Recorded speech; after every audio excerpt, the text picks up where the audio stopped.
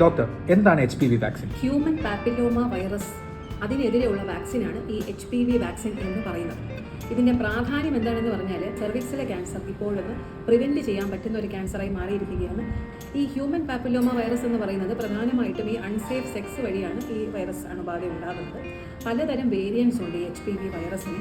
16, 11, 31, 33 അങ്ങനെ തുടങ്ങി പല വേരിയൻസ് ഉണ്ട്. ഈ HPV വാക്സിൻ പ്രധാനമായിട്ടും 2 തരത്തിലാണുള്ളത്. ക്വാഡ്രിവാലൻറ്റ് വാക്സിൻ ഉണ്ട്, അതായത് 4 HPV സ്ട്രെയിൻസിൻ്റെ എതിരെയുള്ളത്. 9 വാലൻറ്റ് വാക്സിൻ ഉണ്ട്, 9 HPV സ്ട്രെയിൻസിൻ്റെ എതിരെയുള്ളത്. ഈ 9 വാലൻറ്റ് വാക്സിൻ കുറച്ച് കോസ്റ്റ്ലിയാണ്, എന്നാലും ഇതെടുക്കുന്നതാണ് നല്ലതായിട്ടുള്ളത്. ഇനി ആരാണ് എടുക്കേണ്ടതെന്ന് ചോദിച്ചാൽ 9നും 26 വയസ്സിനും ഇടയിലുള്ള പെൺകുട്ടികളും ആൺകുട്ടികളും ഈ വാക്സിൻ എടുക്കണം. 3 ഡോസാണ് എടുക്കേണ്ടതായിട്ടുള്ളത്.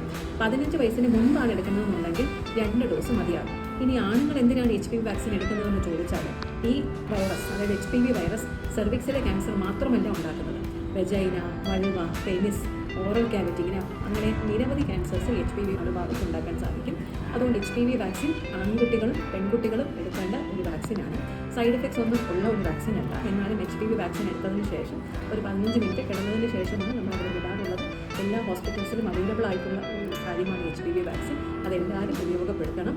ക്യാൻസർ പ്രിവെൻറ്റ് ചെയ്യാൻ പറ്റുന്ന ഒരു അസുഖമായി മാറിക്കൊണ്ടിരിക്കുന്ന ഈ കാലഘട്ടത്തിൽ ഈ ഇൻഫർമേഷൻ പരമാവധി യൂസ് ചെയ്യണം. എല്ലാവരും ഷെയർ ചെയ്യാനും